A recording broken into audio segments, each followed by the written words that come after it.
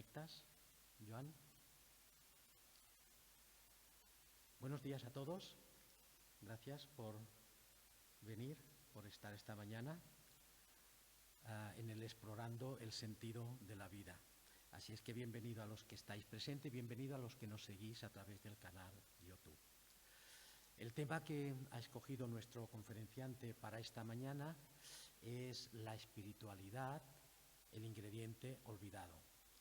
Recordáis, la semana pasada hablábamos ¿qué mueve tu vida?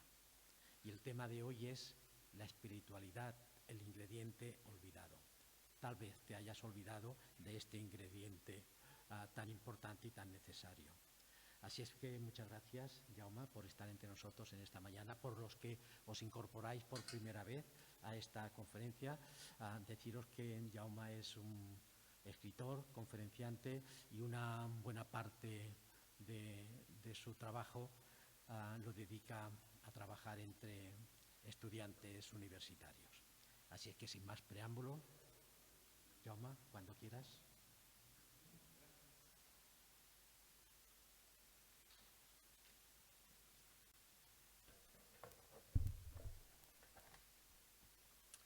Decidme si me escucháis bien, ¿vale? Si me voy a quitar la mascarilla, como estoy lejos de vosotros, no. Hoy este tema, si no me escucháis, me levantáis la mano y yo levanto más la voz, ¿vale? Pero si me escucháis bien, pues entonces sigo con este tono de voz. El tema de hoy, la espiritualidad, el ingrediente olvidado. Sabéis que los animales generalmente tienen la capacidad de escuchar frecuencias que nosotros los humanos no podemos escuchar. Tenemos aparatos muy buenos que pueden medir esas frecuencias, esos sonidos, pero sabéis, con el oído no podemos escucharlos. Están en un tono o más alto o más bajo del que podemos escuchar.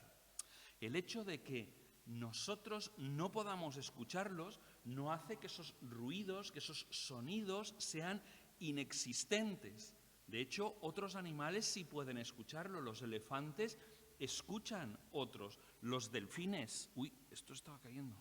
Por poco se me cae. Los delfines, incluso los murciélagos, los caballos, animales de casa como los gatos y los perros, son capaces de escuchar sonidos que para nosotros es imposible escuchar. Incluso estos animales, algunos de ellos tienen lo que se llama la capacidad de geolocalización, como los GPS, ¿sabéis? Ellos pueden adivinar de una forma más fácil de dónde proviene el sonido. En cambio, nosotros, de alguna manera, se nos hace difícil a veces nos equivocamos, ¿no? Pensamos que el sonido viene de la izquierda cuando realmente viene de la derecha, ¿vale?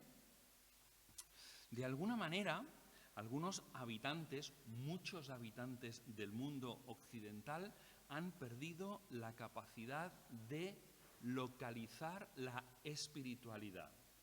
Algunos habitantes del mundo, muchos, la mayoría de los habitantes del mundo, tienen el radar con la capacidad para la espiritualidad. Pero en nuestro mundo occidental hemos perdido bastante esta capacidad. La espiritualidad es como ese ingrediente oculto en una comida que nosotros sabemos que está ahí, pero no sabemos qué es exactamente. A mí, ¿sabéis lo que me ocurría? Me ocurría hace años con el cilantro, ¿vale? El cilantro estaba en la comida, yo veía algo que era muy parecido al perejil, pero realmente no sabía qué era lo que estaba probando y por lo tanto notaba que el plato tenía algo y sin embargo yo no era capaz de decir qué es eso que tenía el plato. El ingrediente está ahí, nos damos cuenta de que hay algo más, pero no sabemos qué es. Esto es lo que le está pasando a la cultura occidental, a la cultura europea, a la cultura norteamericana, a la cultura australiana, por ejemplo, con la espiritualidad. Y la pregunta es, ¿cómo hemos llegado hasta aquí? ¿Cómo hemos llegado a perder la sensibilidad, la capacidad de apreciar lo espiritual? ¿Cómo es que se nos ha perdido? ¿Cómo es que nuestro radar no localiza esta cuestión? Creo que algunos la han perdido bastante, completamente casi, mientras que otros la han perdido en parte. Y creo que la razón es que hemos tenido una mala experiencia con la religión. Dejadme que os explique. En nuestro país y en muchos lugares del mundo occidental, la religión ha sido una cuestión que ha sido forzada, que ha sido obligada, que nos han forzado a creer o a lo menos a practicar. Y claro, cuando nosotros hemos tenido la libertad para no practicarlo, la libertad para decir yo creo o no creo, entonces quizás lo que hemos hecho ha sido rechazar. No sé si os lo he dicho alguna vez, pero los británicos tienen una expresión, los ingleses, que se llama tirar el niño con el agua del baño. ¿Entendéis un poquito la expresión? Tú tiras el agua del baño y el niño que tenías dentro lo tiras también, ¿no? Y nosotros hemos tirado el niño con el agua del baño. Como nos hemos rebelado contra todo esto que nos imponían, que nos ponían una fuerte presión encima, al rechazar esto hemos rechazado también la espiritualidad. Hay un filósofo, historiador francés, que es todo un éxito de ventas en Francia, que habla sobre la espiritualidad. Se llama Frédéric Lenoir. Y es todo un éxito de ventas en un país tan laico como es Francia. Francia tiene incluso a veces más interés. ¿Por qué puede tener más interés Francia que España? Puede tenerlo porque en Francia la religión hace muchos años que no se obliga. Y en cambio nosotros venimos de una historia cercana de que se ha obligado a creer a la gente. Y él dice que lo que nosotros tenemos es un recuerdo traumático. Tenemos un recuerdo traumático de la espiritualidad y eso nos está afectando a casi todos. Como decía Foro, yo trabajo muchas veces con gente en la universidad, con estudiantes, a veces con profesores, a veces pues con graduados y profesionales, la gente que ya ha terminado la universidad, y me estoy encontrando una cosa, ¿sabéis? Hay más sensibilidad para la espiritualidad entre la gente más joven que entre la gente más mayor, porque los jóvenes ya no han experimentado esta obligación de creer, los jóvenes ya no han sido forzados a creer, sino que han crecido más libremente, y es curioso que tienen más curiosidad, por lo menos, que tienen más sensibilidad para lo espiritual que las generaciones más mayores. Puede parecer que no, pero fijaos lo que estamos notando ya, que ya no hay tanta animosidad, ya no hay tanto choque, ¿no?, entre la generación más joven. Alguien dice que lo que nos está ocurriendo a nosotros es como lo mismo que ocurre con una pesadilla que has tenido esta noche mientras dormías, ¿no? Te levantas después de haber tenido una pesadilla y no recuerdas bien lo que ha pasado, no recuerdas bien el contenido de la pesadilla y sin embargo sabes que no te ha gustado, que era una pesadilla, que has soñado algo que era una mala sensación. Y esto es lo que hace que las personas de nuestro entorno escuchen a veces la palabra Dios y reaccionen contra esto. Porque, ¿sabéis? Tú dices Dios y ellos escuchan iglesia. Han hecho como una especie de asociación interior entre Dios y la iglesia. Y como la iglesia a veces no les ha tratado bien, ellos reaccionan contra Dios, reaccionan contra la espiritualidad porque han tenido una mala experiencia con la iglesia. La alianza de la iglesia con el poder, ¿verdad? El poder y la iglesia han convivido juntos justificándose el uno al otro. La iglesia se ha convertido en muchas ocasiones en una institución de poder.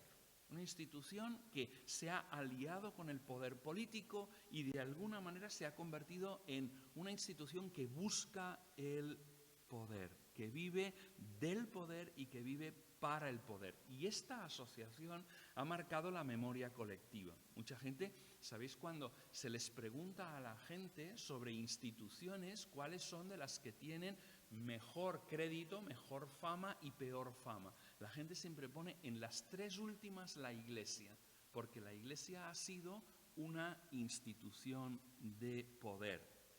Tengo que deciros una cosa, tenemos que ser capaces de distinguir entre dos cosas, entre lo que es la Iglesia tomada como institución, que la Iglesia tomada como institución sí que ha hecho esa alianza con el poder, sí que se ha convertido en una institución de poder, y la realidad espiritual de la Iglesia.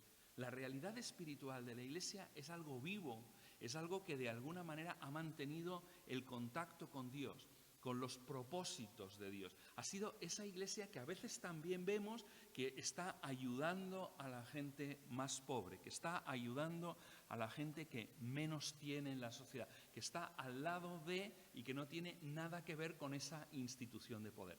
Ambas conviven, utilizan el mismo nombre, ambas son Iglesia, pero las finalidades de uno tienen que ver con el poder y la finalidad del otro tiene que ver con servir a la gente que está en situaciones de dificultad, que está al lado de la gente.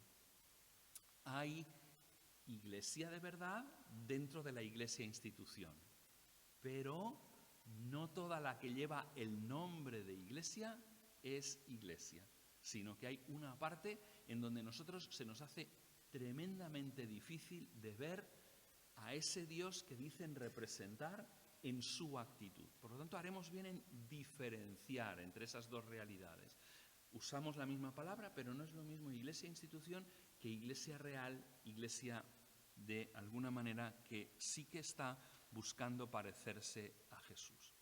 Una cosa que es curiosa es que en los sondeos, cuando preguntan a la gente, la parte de la población que dice ser atea, ser agnóstica, no creer en Dios y sin embargo muestra interés por Dios. Alguien lo decía, ¿verdad? Hacía la broma, decía, qué pesados son los ateos, están todo el día hablando de Dios, ¿no?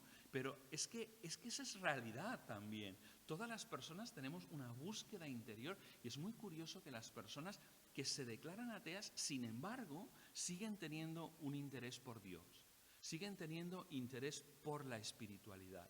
Cuando les hablas aún de Jesús, aún están dispuestos a escuchar alguna cosa. Algunos de ellos incluso dicen, personas no creyentes, que hacen oración. Qué curioso, ¿a quién le deben orar, no? Y sin embargo, es así, se produce esa realidad.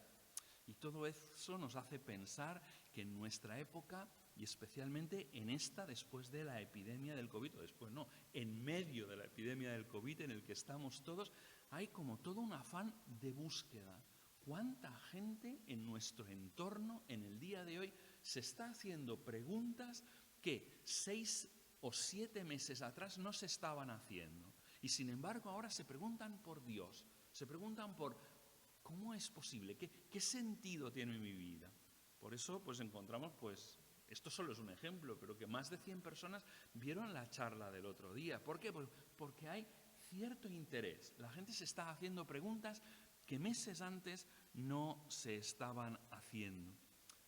En cambio, los mismos sondeos de los que hablábamos, esos sondeos que nos dicen que hay cierto interés espiritual en las personas que dicen ser no creyentes, esos mismos sondeos nos indican que cuando se habla de Iglesia, el no cristiano manifiesta un grado de rechazo muy grande, un grado de rechazo de que incluso se produce ese grado de rechazo por la institución Iglesia, incluso entre los cristianos. ¿Sabéis? Muchos cristianos que creen en Dios, sin embargo, rechazan esa forma de ser Iglesia. En nuestra sociedad hoy en día podría decirse que lo que está sucediendo es que hay mucha gente que dice sí a Dios, pero no a la Iglesia tomada también desde un punto de vista institucional. Sin embargo, ese punto de vista también hace que muchos rechacen el concepto de Dios, porque para ellos, sobre todo en una edad determinada, hablar de Iglesia y hablar de Dios es lo mismo. Y como rechazan hablar de la Iglesia, hablar de Dios también lo rechazan. Vuelvo otra vez al filósofo francés, al historiador francés Frédéric Lenoir, todo un éxito de ventas.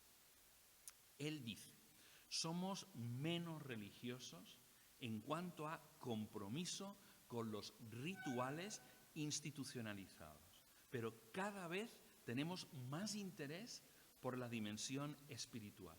cada vez tenemos más interés por localizar el sentido de la vida. Y este autor habla de 3 causas. No voy a desarrollarlas porque no quiero tomar mucho tiempo, pero él habla de 3 causas por las cuales decimos más sí a Dios, pero menos espiritualidad institucionalizada. Él dice, el individualismo, la globalización y el espíritu crítico. Esas son las 3 cosas que hacen que la gente esté diciéndole sí a Dios, pero no a la religiosidad institucionalizada. Hablando solo del primero, ¿vale? Porque es el que me interesa más, el tema del individualismo.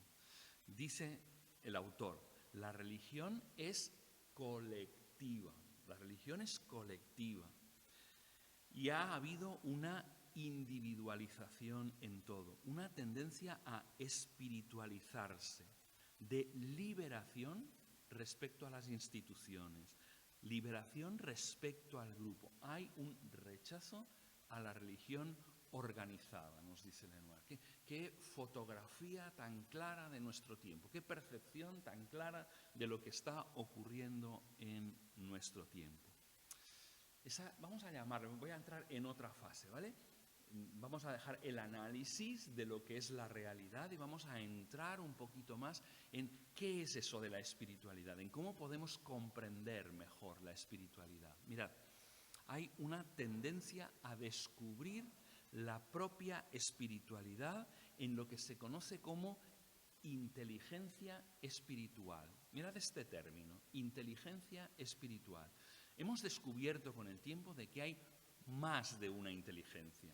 Está la inteligencia de lo que llamamos el coeficiente de inteligencia, ¿no? Que se puede medir, es lo que llamamos el IQ, el coeficiente de inteligencia, que nos dice que personas tienen más capacidad. Sin embargo, con el tiempo, a finales del siglo pasado, descubrimos que había otras formas de ser inteligente. Y otras formas de ser inteligente, porque a veces veíamos una cosa, que la gente que tenía el coeficiente de inteligencia más alto, que eran totalmente brillantes, que eran a veces niños prodigio ya en la escuela, que siendo muy jóvenes ya podían entrar en la universidad, y sin embargo pasaba una cosa, que esa gente que tenía un IQ tan alto, un coeficiente de inteligencia tan alto, en la vida diaria fracasaban.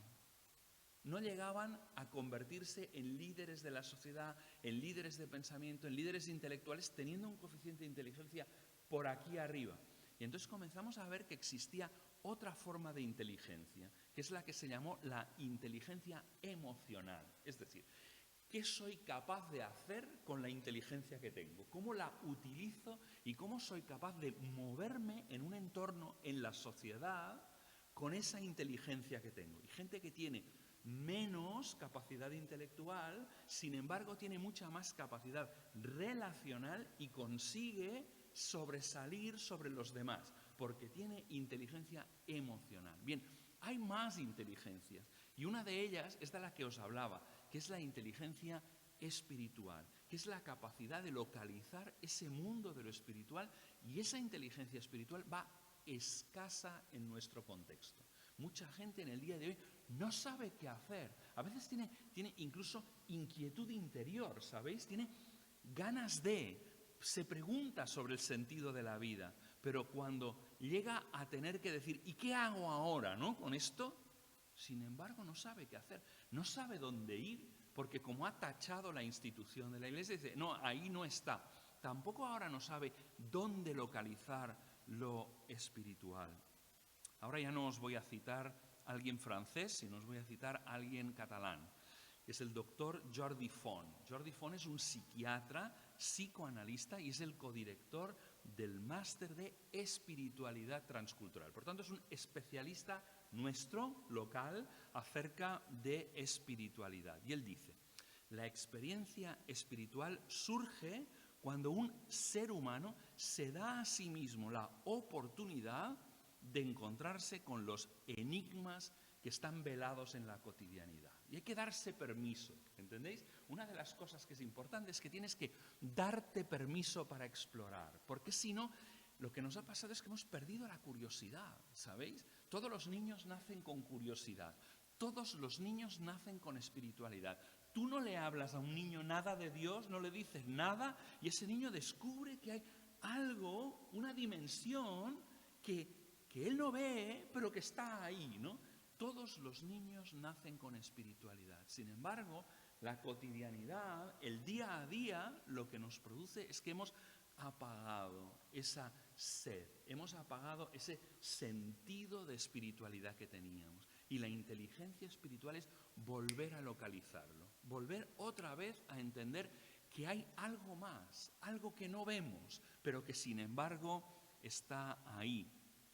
Él habla del encuentro con el enigma de la propia vida. El encuentro con el enigma de la propia vida. ¿Qué es eso de ser un ser humano? ¿Qué es completamente? Porque nosotros decimos, es un cuerpo y ya está, y no hay más dimensión que la física. Pero es que todos los seres humanos, de todas las culturas, en todos los tiempos, han visto que había más que eso, ¿no? Por lo tanto, descubrir el enigma de la propia vida, la búsqueda, ¿no?, que de alguna manera nos hace localizar esos elementos de más, nos hace localizar lo desconocido, nos hace localizar el misterio, a través del cual encontramos en ese misterio la fuente de armonía, de paz, de belleza, de bien, de amor. Todo eso está ahí detrás. Para algunos, no todo el mundo tiene la misma experiencia de la localización de la espiritualidad. Hay gente para los cuales es como un pequeño fuego, ¿no?, como un pequeño calorcillo, como si fuera las brasas nada más, ¿no?, y se acerca y se calienta ahí al lado. En cambio, para otros es una experiencia explosiva. Un filósofo del siglo XVIII, Blaise Pascal, francés también, él era una persona que tuvo un encuentro con Dios explosivo, ¿no? Es muy curioso, cuando él murió, ¿vale?, en la chaqueta que llevaba puesta, la sacaron y encontraron un trocito de papel cosido al forro de la chaqueta. Y en ese trocito de papel cosido en el forro de la chaqueta, ¿sabéis qué ponía? Una cosa muy curiosa, ponía solo una fecha y debajo ponía la palabra feu en francés, que significa la palabra fuego.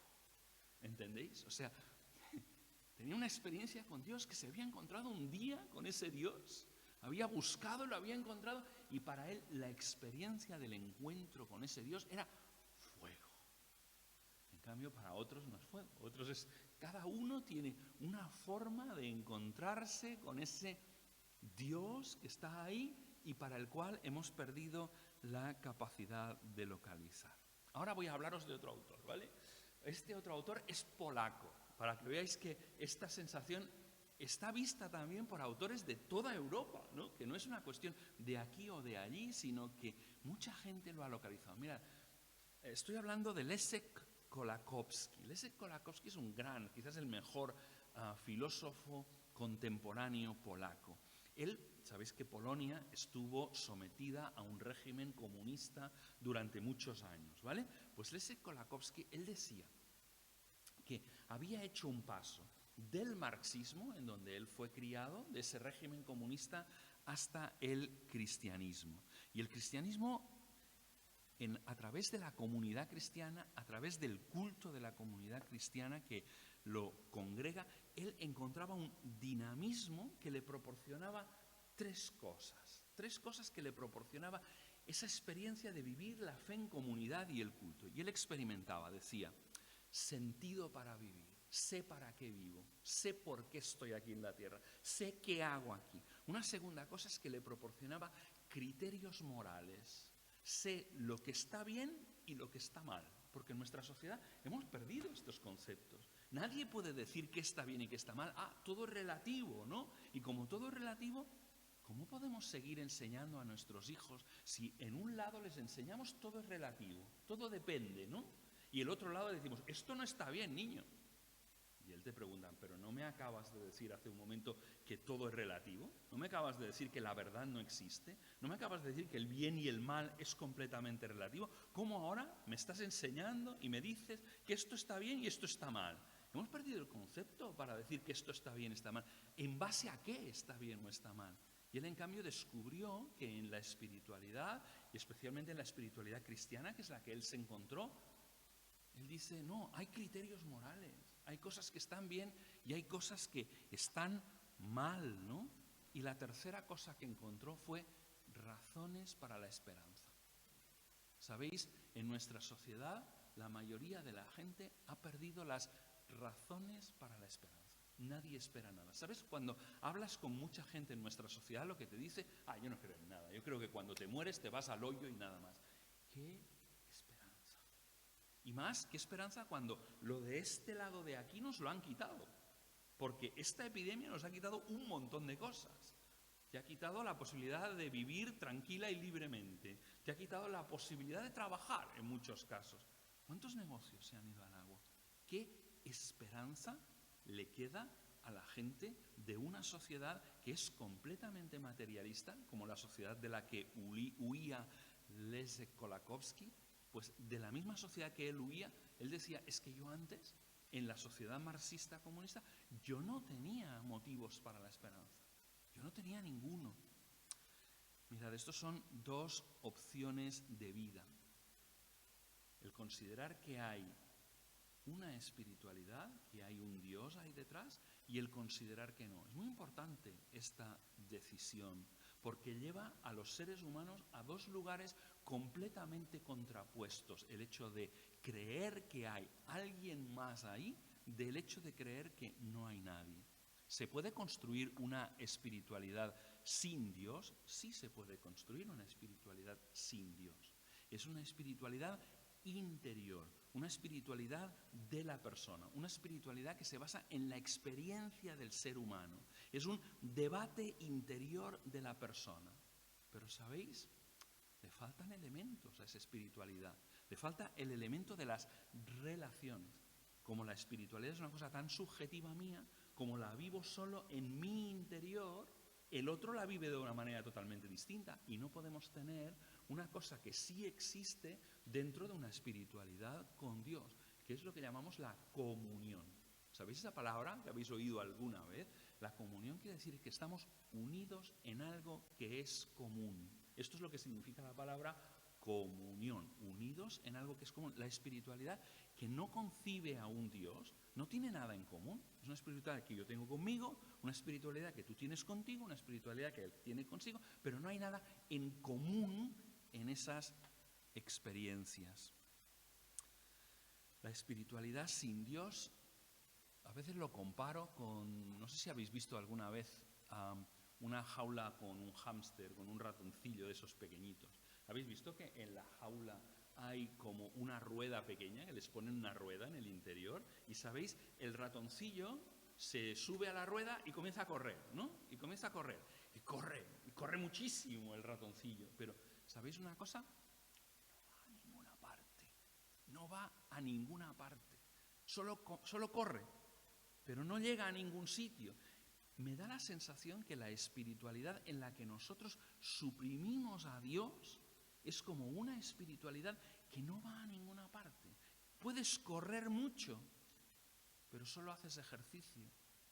No vas a ninguna parte.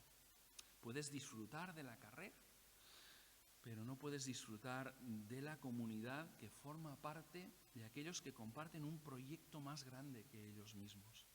La espiritualidad, como decía Kolakowski, espiritualidad que está en uno mismo, le falta la esperanza. Te puede traer cierto contentamiento con el presente, te puede llevar cierto consuelo en el presente, pero tiene un problema, y el problema es que no tiene ningún futuro, ninguna esperanza de futuro. Un profesor, esta vez voy a Inglaterra, ¿vale? John Lennox. Este profesor ha sido profesor de matemáticas en Oxford y en Cambridge, en las dos grandes universidades británicas. Y él dice esta expresión: sacar a Dios de la ecuación no elimina el dolor, ni elimina el sufrimiento. Si tú sacas a Dios, no eliminas ni el dolor ni el sufrimiento, los deja intactos. Pero quitar a Dios sí elimina algo, sí elimina una cosa.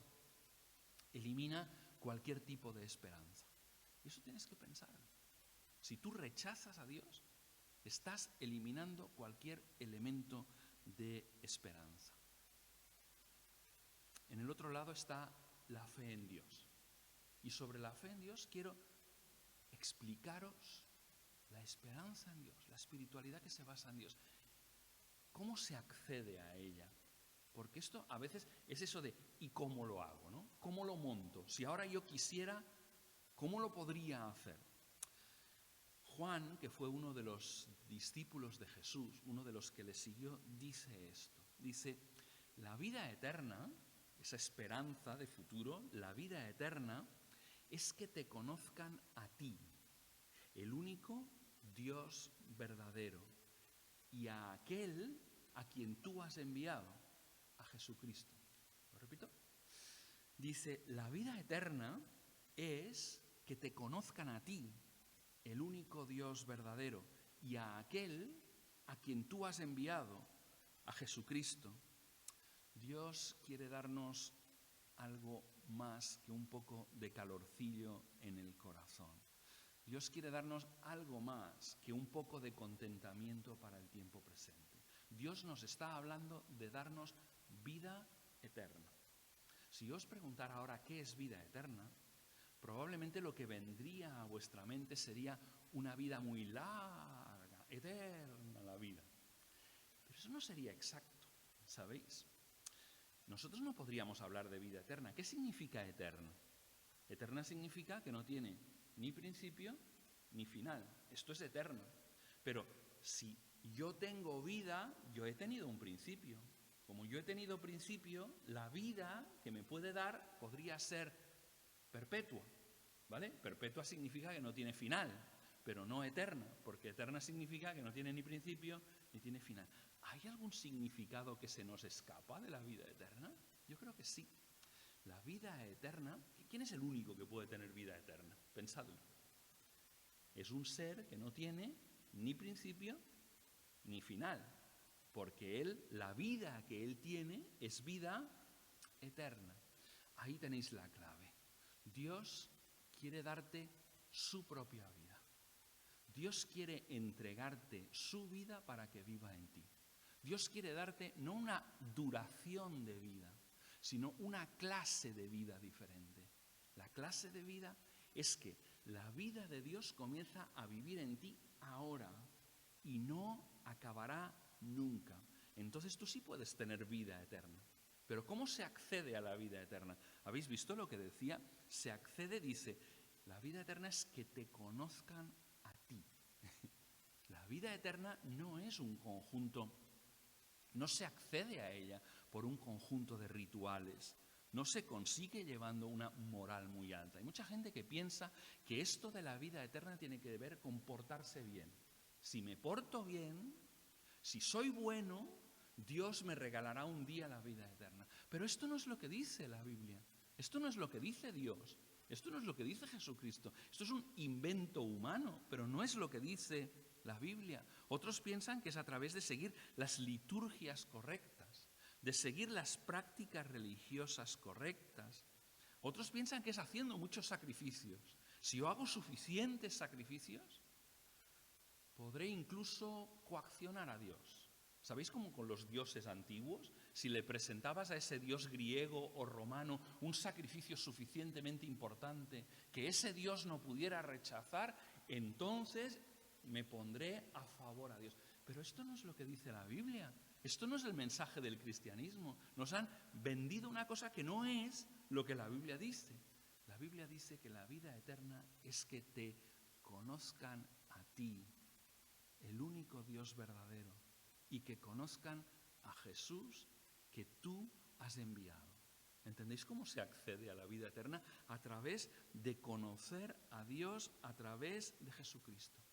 Esta es la experiencia que millones de personas tienen hoy en día.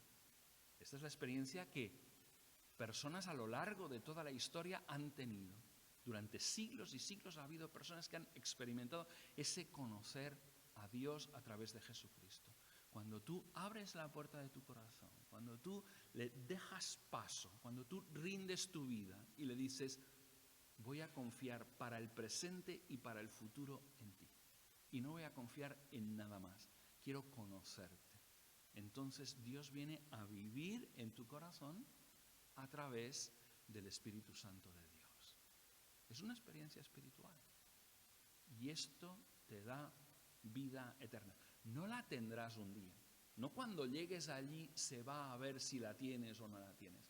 Dice la palabra de Dios que tienes vida eterna, desde el momento en que tú realizas esa experiencia, la experiencia de Dios.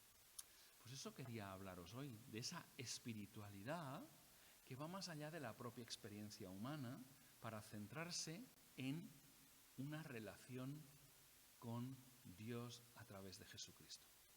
La semana que viene, si me acompañáis, os hablaré más de este Jesucristo. La semana que viene quiero hablaros de Jesucristo, la persona, el hombre, a quien creías conocer. Porque de alguna manera, de la misma manera que hemos tenido una idea distorsionada por la religión, que no es la de las Escrituras, que no es la experiencia bíblica, también tenemos una idea distorsionada de Dios y una idea distorsionada de Jesús. Si podemos recuperar al verdadero Jesús, al Jesús de las Escrituras, al Jesús que vivió y que estuvo por las calles, podemos encontrar ese camino hacia la vida. Por hoy no vamos a decir nada más, nos vamos a despedir de los amigos que nos siguen a través del canal de YouTube y los que estáis aquí, pues podemos continuar.